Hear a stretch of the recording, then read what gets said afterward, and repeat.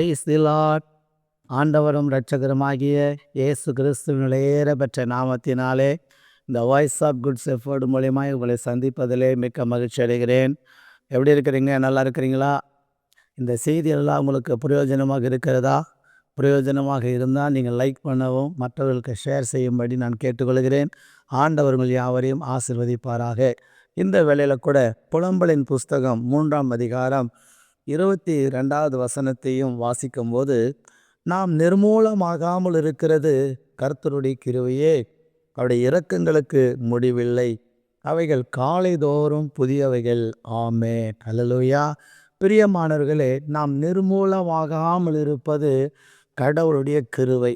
ஏன் என்று சொன்னால், மனிதனுடைய வாழ்க்கையில சோத்திரம் வேதம் சொல்லுகிறது, இருதயத்தின் நினைவுகள், தோற்றங்கள், செயல்கள் எல்லாம் பொல்லாததா இருக்கிறது என்று வேதம் சொல்கிறது. அப்போ பொல்லாப்பு செய்கிற மனிதருடைய வாழ்வில நிறைய நிர்மூலங்கள் காணப்படுகிறது.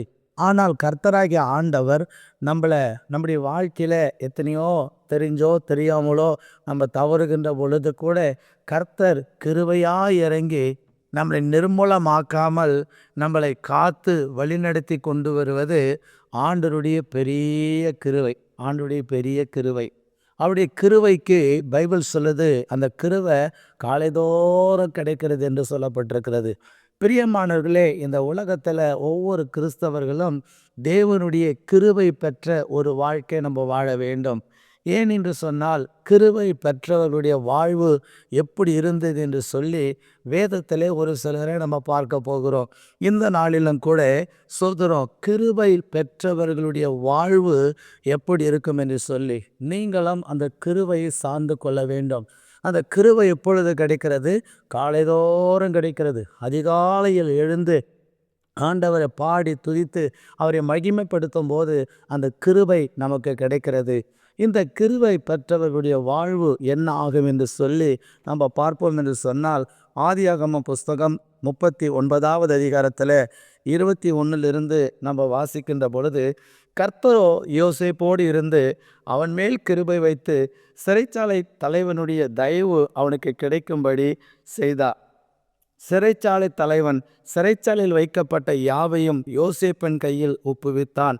அங்கே அவர்கள் செய்வதெல்லாவற்றையும் யோசேப்பு செய்வித்தான் என்ற வேதம் சொல்கிறது. பிரியமானவர்களே, யோசேப்பு மேலே தேவன் ஒரு விசேஷத்த கிருபையை கர்த்தர் வைத்திருந்தார். இந்த யோசேப்பு இப்போ எங்கே இருக்கிறார்? சிறைச்சாலையில் இருக்கிறார். செய்யாத குற்றங்களுக்காக பொய் சாட்சி சொல்லப்பட்டு சிறையில் அடைக்கப்பட்டு இருக்கிறார். ஆனால் சிறைச்சாலையில் இருக்கிற யோசேப்பு அவன் தேவனை தேடுகிறவனாக உண்மையுள்ளவனாக இருந்தபடினால அந்த சிறைச்சாலையில் ஏற்கனவே இருந்த பானபாத்திரக்காரனுக்கும் சேம்பாவிக்கும் அவருடைய சொப்பனத்துக்கு அர்த்தத்தை சொல்லி அதன்படி நடந்தது. ஆக இந்த யோசேப்பு தேவன் மேலே மிகுந்த ஒரு ஒரு நம்பிக்கை வச்சிருந்தபடினால இந்த யோசேப்பு மேலே கர்த்தர் ஒரு கிருபை வைத்திருந்தார் ஆண்டவர். இப்போ இந்த கிருபை என்ன நடந்ததுன்னா, சிறைச்சாலையில் இருக்கிறவர்களை கொடுமையாக வேலை நடத்துவார்கள். ஆனால் இந்த சிறைச்சாலை இருக்கிற யோசேப்பிடத்தில் அந்த சிறைச்சாலைக்காரன் தலைவன் எல்லாவற்றையும் இவர் கையில் ஒப்புவித்து விட்டாராம். அப்போ ஒப்புவிக்கும் போது இந்த யோசேப்பு செய்வதையெல்லாம் கர்த்தர் வாய்க்க பண்ணினார். அல்லேலூயா. நீங்கள் கிருபை பெற்றவர்களாக இருந்தால் உங்கள் வாழ்க்கையில் நீங்கள் செய்வதையெல்லாம் கர்த்தர் என்ன செய்வார்? வாய்க்க பண்ணுவார், ஆசீர்வதித்து உயர்த்துவார். அந்த கிருபையை நீங்கள் சார்ந்து கொள்ளுங்கள். அந்த கிருபை எப்போ கிடைக்கும்?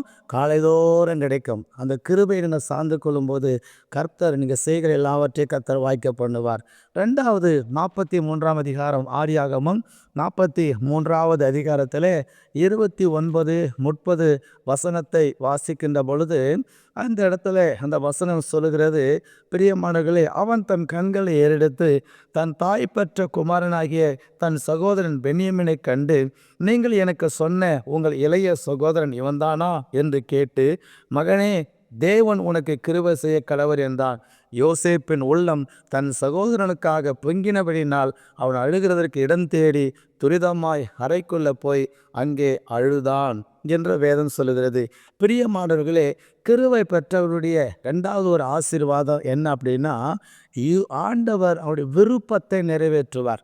ஏன் என்று சொன்னால், இந்த இடத்துல யோசேப்பு பார்க்கிறோம். யோசேப்பு தன் தம்பியாகிய பென்யமீன் மேல அவ்வளோ பாசம் வச்சிருந்தார், நேசம் வச்சிருந்தார்.